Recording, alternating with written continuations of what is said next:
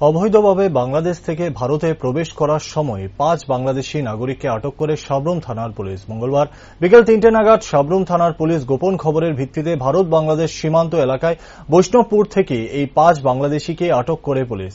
তাদের জিজ্ঞাসাবাদ করলে জানা যায় তাদের বাড়ি বাংলাদেশের সুনামগঞ্জ এলাকায়। বর্তমানে সাব্রুম থানায় রয়েছে এই 5 বাংলাদেশি নাগরিকরা।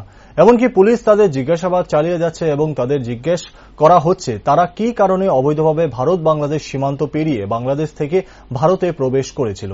পুলিশ সূত্রে জানা যায় সাব্রুমের বৈষ্ণবপুর সীমান্ত এলাকায় বেশ কিছুদিন ধরেই কিছু জায়গায় এখনো কাঁটাতারের কাজ শেষ হয়নি, যার ফলে কিছু স্থানীয় অসাধু ব্যক্তি মোটা অঙ্কের বিনিময়ে মানব পাচার থেকে শুরু করে নেশা সামগ্রী, গবাদি পশু, কাপড়, কাঠ, ওষুধ, শব্দবাজি সহ আরও বিভিন্ন মূল্যবান জিনিসপত্র পারাপার করছেন।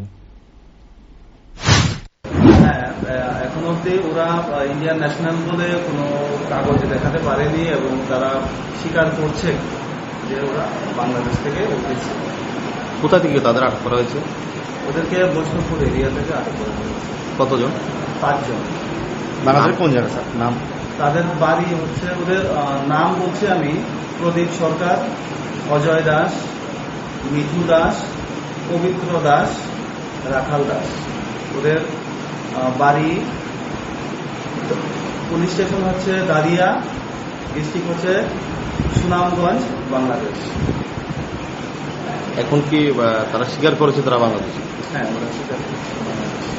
কি ধরনের পদ্ধতিগতভাবে আপনারা কিরকম ভাবে এগোচ্ছেন এই বিষয়টা? কিন্তু আসলে আমাদের কাছে রেগুলারই খবর আসছে যে প্রচুর পরিমাণ বাংলাদেশি, বিশেষ করে রোহিঙ্গা, যে আমাদের ওপেন ফেন্সিং এরিয়া আছে ওইদিকে উঠছে।